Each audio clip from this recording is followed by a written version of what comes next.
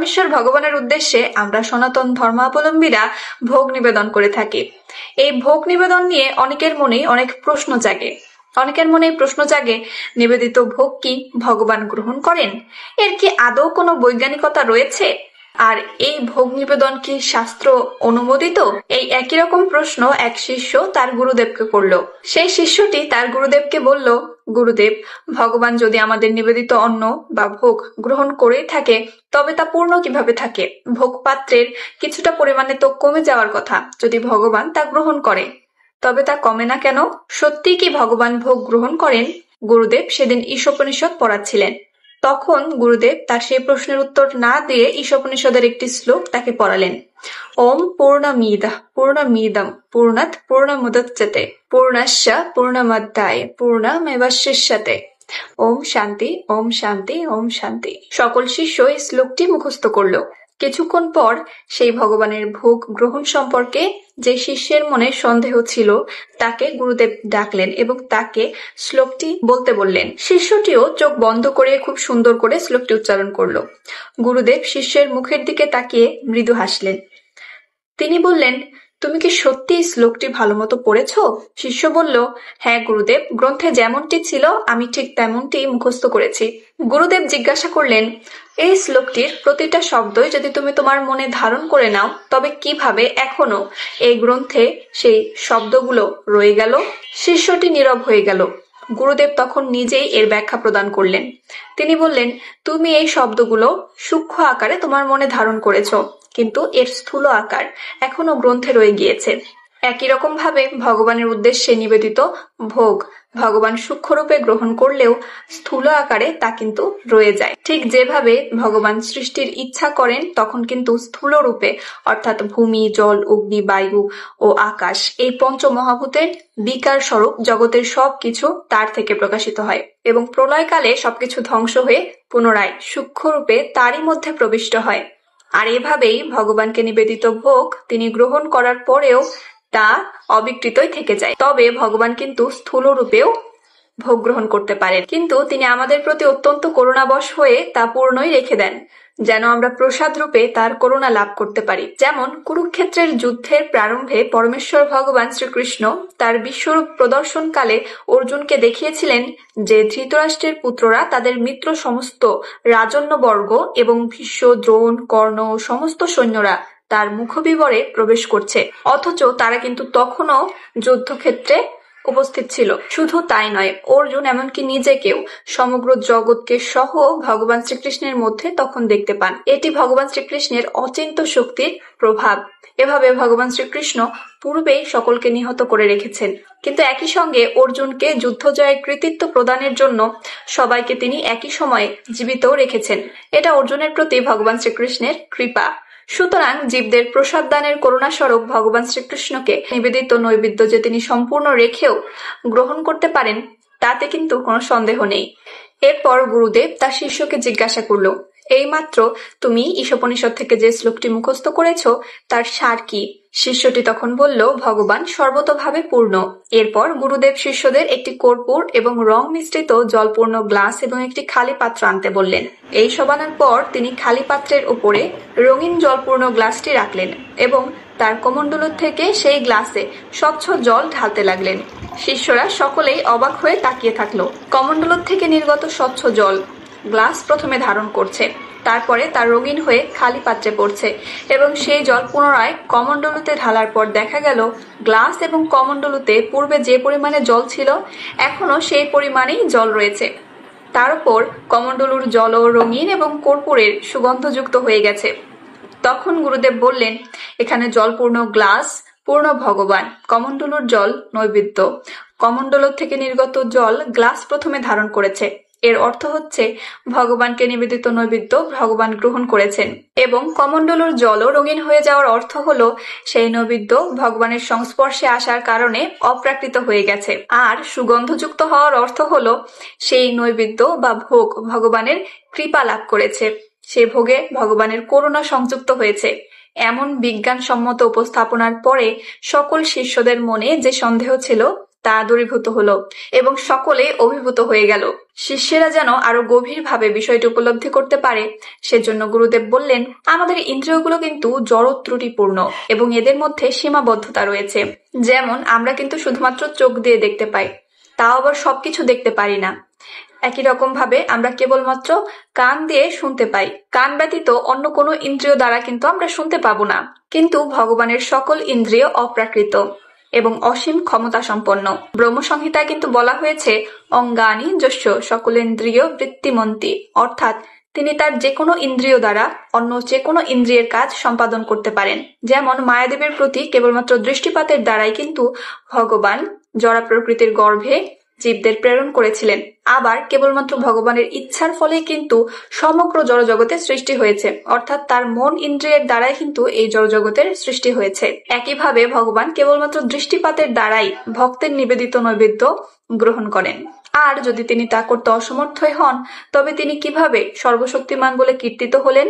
একটু গভীরভাবে চিন্তা করলে কিন্তু আমরা বুঝতে পারবো যে ভগবানের সৃষ্ট এই জগতের এক সামান্য সৃষ্টি, একটি সর্প যদি তার জিহ্বা দ্বারা শুনতে পারে, তবে সেই সর্পের স্রষ্টা পরমেশ্বর ভগবান শ্রীকৃষ্ণ, যিনি কিনা সর্বশক্তিমান, তিনি বিগ্রহ রূপে কেবলমাত্র দৃষ্টিপাতের দ্বারা কেন ভক্তের নিবেদিত নৈবেদ্য গ্রহণ করতে পারবেন না? এই কথা শ্রবণের পরে এক শিষ্য তার গুরুদেবকে জিজ্ঞাসা করে, গুরুদেব, তবে কি ভগবান বিগ্রহ রূপে সরাসরি কখনোই ভোগ গ্রহণ করেন না?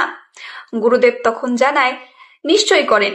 এই ব্যাপারে সাধারণ মানুষের বিশ্বাস জন্মানোর জন্য বিভিন্ন বিগ্রহ রূপে তিনি অনেক লীলা করেছেন। গুরুদেব তখন তার শিষ্যদের বললেন, গোবর্ধন পর্বতে, বৃন্দাবনের গোবর্ধন পর্বতের কথা কিন্তু তোমরা সকলেই শুনেছ। দ্বাপর যুগে বৃন্দাবনে লীলা বিলাসকালে পরমেশ্বর ভগবান শ্রীকৃষ্ণ একসময় দেবরাজ ইন্দ্রের পূজা বন্ধ করে গোবর্ধন পর্বতের পূজা করতে উদ্বুদ্ধ করেন। ভগবান শ্রীকৃষ্ণের নির্দেশে বিভিন্ন গ্রাম থেকে ব্রজবাসীরা নানা রকম সুস্বাদু আহার্য বস্তু গোবর্ধন পর্বতের সামনে প্রস্তুত করে। গোবর্ধন পর্বতের পাদদেশে সেই সমস্ত বস্তু, আহার্য বস্তু একত্রিত করেন এবং অত্যন্ত প্রীতি এবং ভক্তি সহকারে সমস্ত নৈবেদ্য গোবর্ধন পর্বতকে অর্পণ করেন।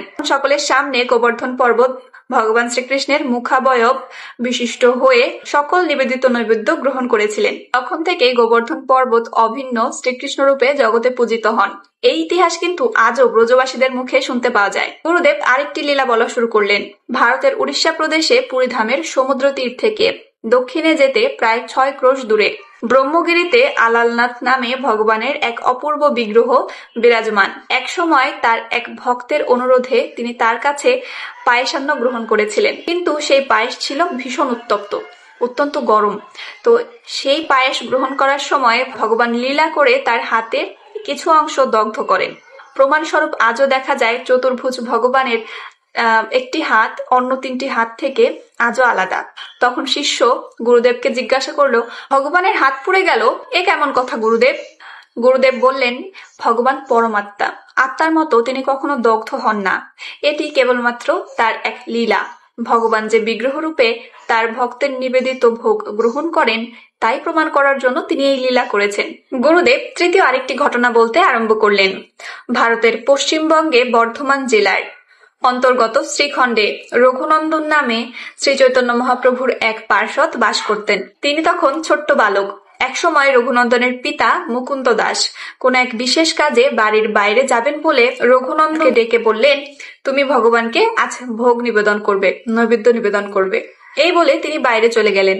তখন রঘুনন্দন জানতেন না কিভাবে বিগ্রহকে ভোগ নিবেদন করতে হয়। তিনি নৈবেদ্য সাজিয়ে গোপীনাথের সামনে রাখলেন এবং তাকে ভোজন গ্রহণ করতে বললেন। গোপীনাথ ভোজন খাচ্ছেন না দেখে তিনি কাঁদতে শুরু করলেন। তখন বিগ্রহরূপী গোপীনাথ সমস্ত ভোজন গ্রহণ করলেন। বাড়ি ফিরে পিতা মুকুন্দ দাস প্রসাদ চাইলে রঘুনন্দন বললেন, গোপীনাথ সমস্ত ভোজন গ্রহণ করেছে। পিতা বিস্মিত হলেন। আরেকদিন বাইরে যাওয়ার ছল করে রঘুনন্দনকে সেবা ভার দিয়ে তার থেকে আড়াল হলেন। এবার রঘুনন্দন গোপীনাথকে লাড্ডু ভোগ দিয়েছেন। গোপীনাথের অর্ধেক লাড্ডু খাওয়া হলে মুকুন্দ দাস দরজায় এসে তা দেখে ফেললেন। তৎক্ষণাৎ গোপীনাথ খাওয়া বন্ধ করে দেয়। ভগবানের শ্রীবিগ্রহের এই সমস্ত লীলা শ্রবণ করে শিষ্যটি সব বুঝতে পারল এবং নিজেকে খুব লজ্জিত এবং অপরাধী বোধ করছিল। তৎক্ষণাৎ সে গুরুদেবকে প্রণাম করলো এবং ক্ষমা প্রার্থনা করলো। ভগবানকে নিবেদিত নৈবেদ্য ভগবান গ্রহণ করেন বলেই কিন্তু তার উদ্দেশ্যে বিভিন্ন দ্রব্য যজ্ঞে আহুতি দেওয়ার নির্দেশ বেদে দেওয়া হয়েছে। শ্রীমদ্ ভগবদ গীতায় পরমেশ্বর ভগবান শ্রীকৃষ্ণ স্বয়ং বলেছেন, তুমি যা আহার করো তা আমাকে অর্পণ করো। তবে যিনি পরমেশ্বর ভগবান শ্রীকৃষ্ণকে ভালোবাসেন তিনি কেবলমাত্র সেই জিনিসগুলোই অর্পণ করবেন যা তার প্রিয়। তাই বলে মাছ, মাংস, ডিম ইত্যাদি আমিষ কিন্তু ভগবানকে নিবেদনের যোগ্য নয়, কারণ এই সব খাবার রজ এবং তমগুণ সম্পন্ন। আর আমরা সবাই জানি যে ভগবান সর্বদা সত্যগুণে স্থিত। যদি ভগবান শ্রীকৃষ্ণ চাইতেন যে তাকে এই সমস্ত খাবার অর্পণ করা হোক তবে তিনি সেই কথা বলতেন, কিন্তু তিনি তা না বলে এর পরিবর্তে তিনি বলেছেন, পত্রম পুষ্পম ফলম তোয়াম ইয়ো মে ভক্তা প্রয়চ্ছতি তদহম ভক্তোপহৃতমস্মানি প্রযৎপাকমান। অর্থাৎ যে বিশুদ্ধ চিত্ত ভক্ত ভক্তি সহকারে আমাকে পত্র, পুষ্প, ফল ও জল অর্পণ করে আমি তার সেই ভক্তিপ্লুত উপহার প্রীতি সহকারে গ্রহণ করি। ভগবান সরৈশ্বর্যপূর্ণ, অর্থাৎ তিনি পরম তত্ত্ব। তাই তার শ্রবণ, ভোজন এবং সাধন করার মধ্যে তেমন কোনো পার্থক্য নেই। জীবের জীবন ধারণ করার জন্য যা কিছুই প্রয়োজন ভগবান শ্রীকৃষ্ণের নির্দেশেই বিভিন্ন দেবদেবীরা তা সরবরাহ করে থাকে। তাই ভগবান শ্রীকৃষ্ণ বলেছেন, দেবতাদের প্রদত্ত বস্তু তাদেরকে প্রদান না করে যে গ্রহণ করে সে চোর। এখানে কিন্তু একটা বিষয় মাথায় রাখতে হবে যে দ্রব্যাদি সর্বপ্রথমে ভগবান শ্রীকৃষ্ণকে বা বিষ্ণুকে অর্পণ করতে হবে এবং তারপরে তা প্রসাদ রূপে দেবদেবীরা গ্রহণ করতে পারবে, তারপরে তা আমরা লাভ করব। কেউ যদি শাকসবজির ব্যঞ্জন প্রস্তুত করে ভগবান শ্রীকৃষ্ণের প্রতিকৃতি কিংবা অর্চা বিগ্রহকে তা নিবেদন করে এবং ভক্তি ভরে ভগবান শ্রীকৃষ্ণের কাছে প্রার্থনা করে সেই ভোগ গ্রহণ করার জন্য, তবে ভগবান অবশ্যই সেই ভোগ গ্রহণ করে।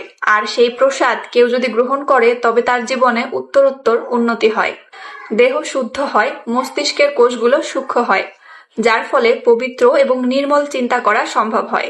প্রসাদের দিব্য গুণাবলী কোনো ল্যাবরেটরিতে পরীক্ষা করে পাওয়া যাবে না, কেবলমাত্র ব্যক্তিগত আস্বাদনের মাধ্যমেই তা উপলব্ধি করা সম্ভব। তবে প্রসাদের দিব্য গন্ধ, স্বাদ এবং তা আস্বাদনের ফলে অন্তরের দিব্য প্রশান্তি এবং ধীরে ধীরে চেতনার উন্নয়ন থেকে সহজেই কিন্তু বুঝতে পারা যায় যে এই প্রসাদ কোনো সাধারণ খাবার নয়, বরং তা হচ্ছে চিন্ময়। এক পিতা তার পরিবারের সবকিছুর মালিক হওয়া সত্ত্বেও তার সন্তান যখন তারই অর্থে কোনো উপহার তাকে প্রদান করে, প্রীতি সহকারে প্রদান করে, তখন কিন্তু পিতা সে উপহার গ্রহণ করে।